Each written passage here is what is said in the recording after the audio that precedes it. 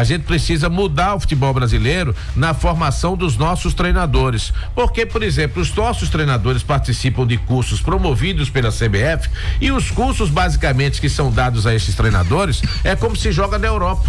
Não é possível que o nosso futebol não preste. O que a gente precisa é voltar e começar a mudar a essência do futebol brasileiro. Toque de bola. Não adianta revolta, agora olhar para frente, porque na verdade nós estamos num barco à deriva. E comandado pelo senhor Edinaldo Rodrigues. Para onde nós vamos, não sei. Eu sei que nós estamos vivendo os piores tempos do futebol, infelizmente, e assim será. Agora essa de Lancelotti novamente, depois do rapaz ter humilhado a seleção praticamente, sabe, nem deu valor à proposta que foi feita, e agora tá o Brasil correndo atrás, uma na mão, eu quero o Lancelotti não quer nem saber. Oswaldo Barbosa, quer que você, é evidente que foi dormir na hora, não sei se viu o jogo, mas foi uma tristeza. Ontem foi um jogo pra gente chorar. Eu não choro não, porque faz tempo que eu não choro, mas realmente foi um jogo triste demais, um jogo melancólico. Guimão, um abraço pra você, boa noite. Eu penso um pouco diferente a respeito à opinião do Galvão Bueno, que aliás nem conheço o Galvão e seria até covardia de minha parte falar alguma coisa sem ele estar presente, mas o Galvão dizer que nunca pediu cabeça de técnico chega a dar, é motivo de dar risada. Não, aí realmente eu concordo com você, pelo amor de Deus. Ele mais fez na história enquanto teve com poder nas mãos e um microfone poderoso na mão foi pedir cabeça de técnico e pedir convocação de jogador e pedir outras coisas mais, mas enfim, a gente respeita a opinião. Eu vou mais além, na minha concepção. Eu sei que a gente está conversando sobre o momento é muito ruim, o momento é muito preocupante. O futebol brasileiro não pode estar passando por a situação que está passando de vexame, porque ontem realmente foi um vexame, o que aconteceu lá em Buenos Aires, e a seleção brasileira, pelo peso da sua camisa, pela sua história, não pode estar passando por esse tipo de situação. Entendo também que futebol às vezes é momento. A Argentina já teve esse momento que a seleção brasileira passou, de passar 30 anos sem ganhar um título, do Messi, por exemplo, os próprios argentinos pedirem para que o Messi não jogasse mais na seleção da Argentina, porque o Messi era jogador de time do Barcelona e não de seleção. Então a Argentina passou também muito por esse momento e está vivendo esse momento maravilhoso, bicampeão da Copa América, campeão do mundo e jogando uma bola realmente da forma como está jogando. Então futebol também tem muito isso, é o momento também, e o momento é da Argentina, não é o momento da seleção brasileira. Mas eu entendo também que se você for discutir seleção brasileira, você não pode discutir só a questão do agora. Eu acho, na minha opinião, que chega a ser até um comentário ou comentários oportunistas. Não. O problema é o Dorival. Tira o Dorival, vai buscar o Ancelotti, vai buscar o Mandrake, que vai fazer mágica, vai buscar um santo que vai rezar. Eu, na minha concepção de ver futebol, de gostar de futebol, eu acho que a gente precisa colocar os pés no chão, a gente precisa ser humilde e entender o seguinte: a gente precisa recomeçar o futebol brasileiro, mas recomeçar o futebol brasileiro com os pés no chão. A gente precisa recomeçar o futebol brasileiro mudando a nossa filosofia lá embaixo, na base, na formação de atleta. A gente precisa mudar o futebol brasileiro na formação dos nossos treinadores. Porque, por exemplo, os nossos treinadores participam de cursos promovidos pela CBF e os cursos basicamente que são dados a esses treinadores é como se joga na Europa.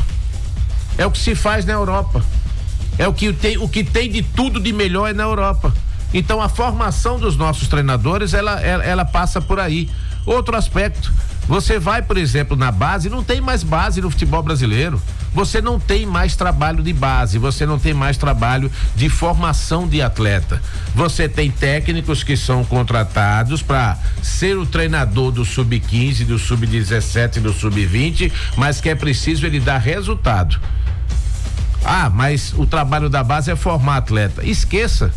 Hoje a filosofia, infelizmente, dos nossos clubes e dos nossos dirigentes tá longe de ser isso. Você vai assistir um jogo do sub-20, tá lá um técnico que fez curso da CBF, curso disso, curso daquilo outro.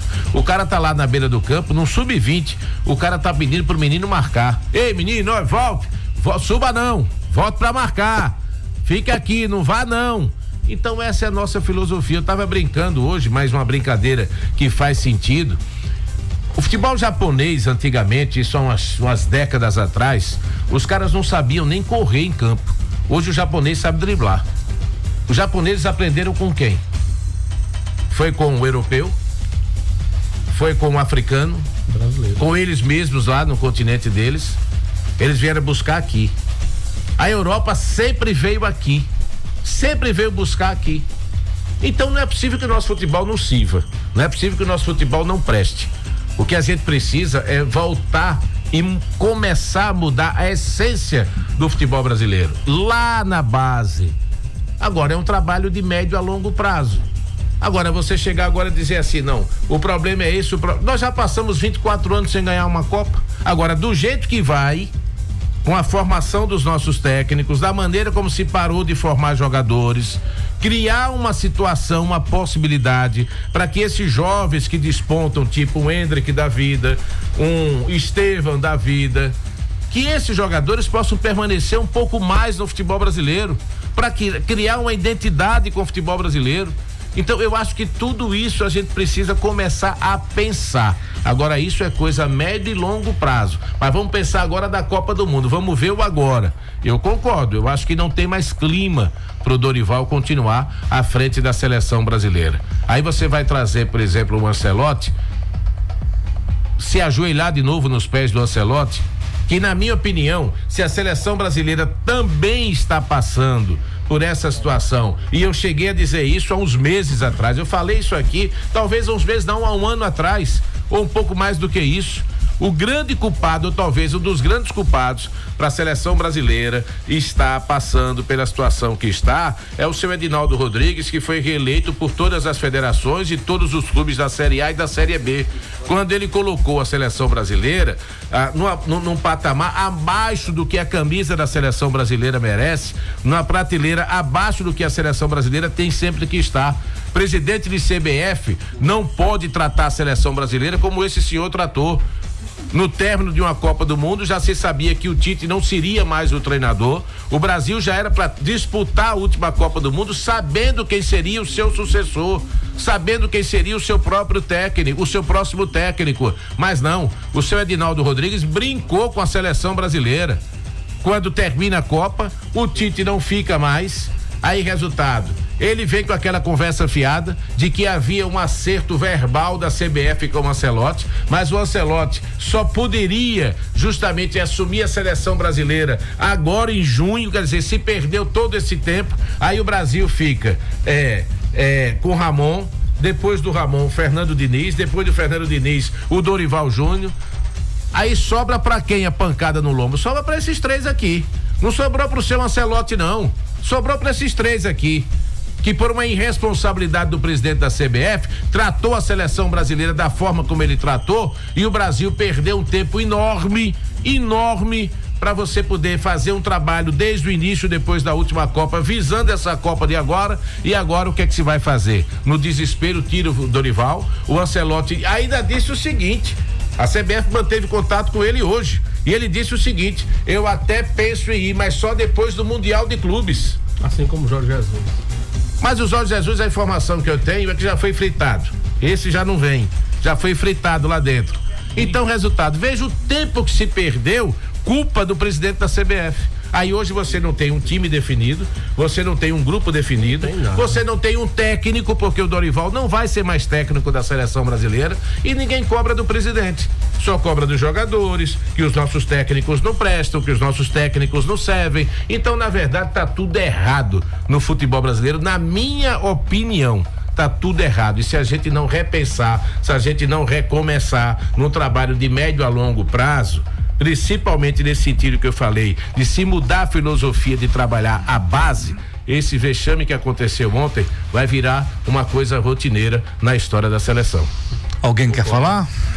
Jânio Barbosa, Vitor Hugo e Vanderlei. Não, eu não tenho que pontuar. Pra mim, a gente fica triste, né? A opinião do Oswaldo pra mim foi tudo. Eu concordo com o que ele falou, e claro, ontem foi um vexame, né? O Brasil, né, não pegou na bola, não levou perigo ao gol do Martínez. O gol que fez, como eu falei aqui, foi a contribuição da defensiva da Argentina. No mais, um bando em campo, a esperança do time, o Vinícius Júnior. O Vinícius Júnior pega a bola, joga na frente e parece que a bola corre demais, ou ele não tem o objetivo de pegar ela, tenta driblar, perde a bola. O lateral esquerdo, pelo amor de Deus, parece que tinha medo da bola, o Guilherme Arana do Atlético Mineiro. Então, pra mim tá tudo errado. O lateral direito, o Wesley do Flamengo, claro, não tem culpa, tá chegando agora também, mas pra mim não é jogador de seleção. No mais, isso aí. O zagueiro tá da grossura do Gênio Barbosa, com todo respeito, o Murilo. A gorda. Tá, oxi.